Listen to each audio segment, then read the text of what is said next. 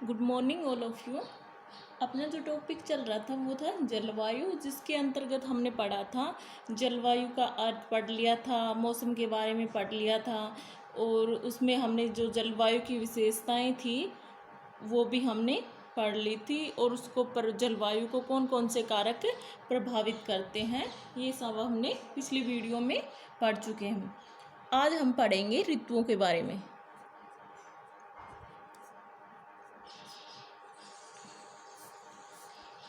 ऋतुएं होती हैं वो कितने प्रकार की, तो जो मेन है वो तो 3 प्रकार की ही बोलते हैं। मेन ऋतुएं हैं वो 3 प्रकार की हैं, जैसे ग्रीष्म ऋतु,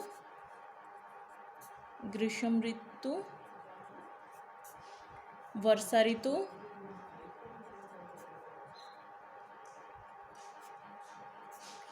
थर्ड है शीत ऋतु।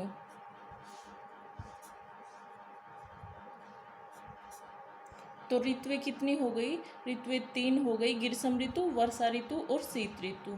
जो ग्रीष्म ऋतु होती है वो स्टार्ट होती है मार्च से मध्य जून तक।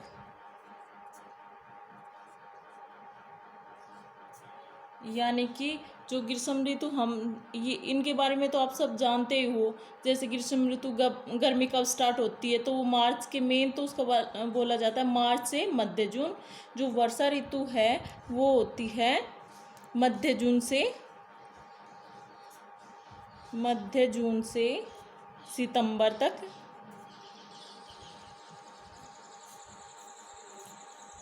और जो शीत ऋतु है वो अक्टूबर से होती है फरवरी तक। अक्टूबर से फरवरी ये इसका समय हो गया। यानी कि ऋतुएं हमने 3 बताई हैं, ग्रीष्म ऋतु, वर्षा ऋतु और शीत ऋतु। जो ग्रीष्म ऋतु है वो मार्च से मध्य जून तक होती है। वर्षा ऋतु जो मध्य जून से सितंबर तक होती है। जो अब चल रहा है ना मौसम वो वर्षा ऋतु का ही है। और शीत ऋतु होती है अक्टूबर से फरवरी तक। अब इसकी विशेषताएं हैं। जो ग्रीष्म ऋतु है इसमें कौन कौन सी विशेषताएं पाई जाती हैं? तो फर्स्ट आता है इसमें लू, फिर आती हैं आंधियाँ कि है ना, जो भी जैसे गर्मियों में क्या लू चलती है, आंधियाँ चलती हैं, भभूलिया होता है,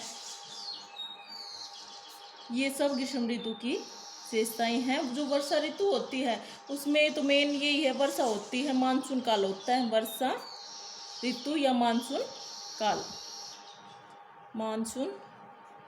और जो शीत ऋतु है इसमें जो शीत ऋतु में शीतकालीन वर्षा होती है, शीतकालीन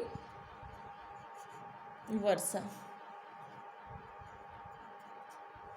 अब जो ये हमने इनकी विशेषताएं लिखी हैं, जैसे ग्रीष्म ऋतु में लू, आंधियाँ, भभूलिया, इनके बारे में थोड़ा थोड़ा पढ़ लेते हैं। जो लू होता है, लू होती है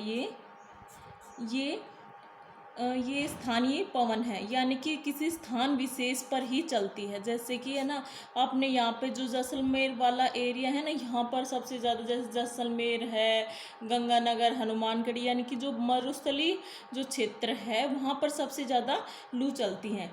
तो ये कैसी है? स्थानीय पवनें हैं, यानी कि किसी स्थान विशेष पर ही चलने वाले पवनों को क्या कहा जाता है? स्थानीय पवन कहा जाता है। और इसका जो प्रभाव है वो भारत और पाकिस्तान है ना, इस पर ज़्यादा हो रहा है। और भारत में भी जैसे अपना जो राजस्थान है, इसका पश्चिमी एरिया है ना, इसमें ज़्यादा इसका प्रभाव देखने को मिलता है। और भारत में जैसे संपूर्ण भारत की माने तो ये उत्तर भारत को अधिक प्रभावित करती है। और जो ये लू है इसकी जो दिशा होती है वो कहाँ होती है? दक्षिण पश्चिम से उत्तर पूर्व की ओर इसकी दिशा होती है। और जो ये मतलब कैसी होती है? गर्म होती है, ठंडी। आप सब जानते हो लू है ना, एक गर्म और शुष्क पवन होती है, गर्म भी होती है और शुष्क भी होती है। अब आती है आंधियाँ। जो आंधियाँ हैं ये भी ग्रीष्म ऋतु में आती हैं,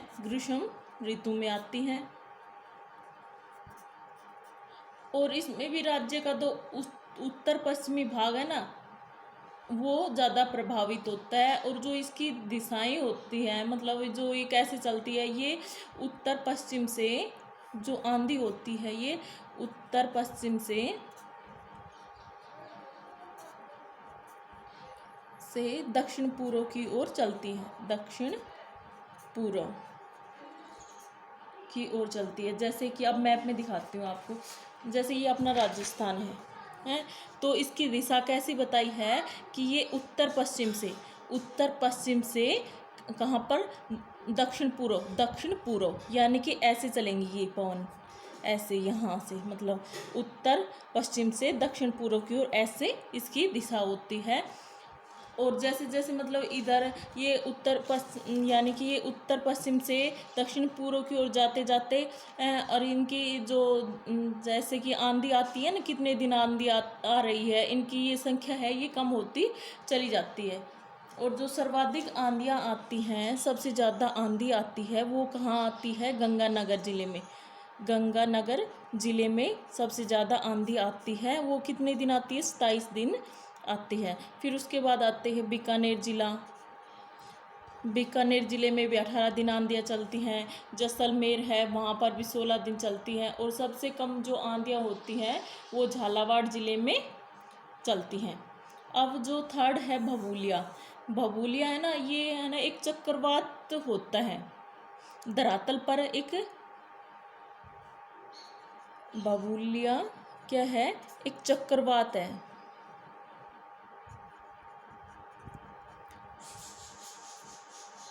मतलब ये चक्रवात जैसी स्थिति बनाता है धरातल पर। और है ना भभूलिया तो आप जानते हो कि है ना, जैसे है ना धूल भरी आंधी सी होती है और एक चक्कर सा घूमता रहता है, उसको आप स्थानीय भाषा में, जैसे अपना राजस्थान है ना, वहाँ पर इसको भभूलिया कह देते हैं। अब ये हो गया आपकी जो ग्रीष्म ऋतु की मेन विशेषताएं। अब आता है वर्षा ऋतु। जो वर्षा ऋतु है इसका समय क्या है, मध्य जून से सितंबर तक होता है। और इसमें जो वर्षा या मानसून काल होता है, वर्षा या मानसून इसको कहते हैं। तो मानसून होता है ना, ये मानसून क्या है, एक अस्थायी पवन है, अस्थायी पवन है। यानी कि है ना, जैसे मानसून है ये कभी समय से पहले आ जाता है और कभी समय के बाद आता है। तो ये क्या स्थायी नहीं है कि हाँ फिक्स हो गया। अब कभी कह देते हैं कि मानसून जल्दी आ गया, कभी कहते हैं देरी से आया है।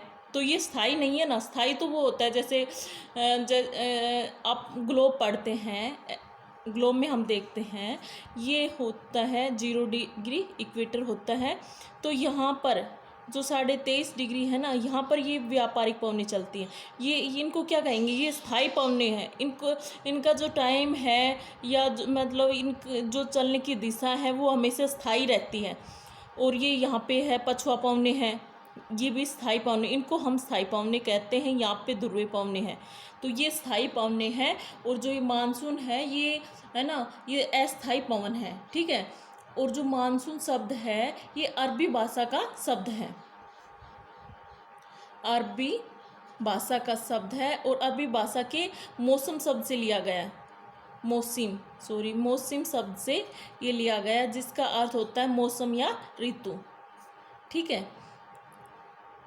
और जो ये मानसून है इसका जो निर्माण है वो दक्षिणी गोलार्ध में व्यापारिक पवनों के द्वारा होता है।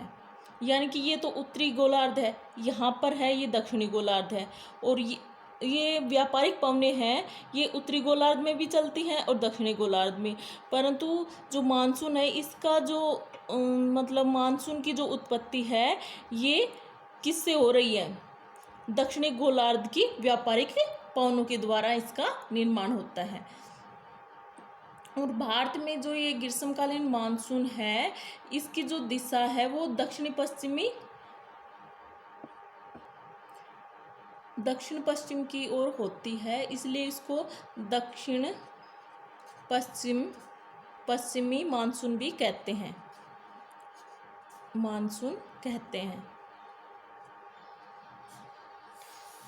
किसको कहते हैं, ये जो मानसून आता है वर्षा ऋतु में, इसको कहते हैं। फिर हम इसको 2 भागों में डिवाइड करते हैं मानसून को, और आगे का हम नेक्स्ट वीडियो में करेंगे। Thank you.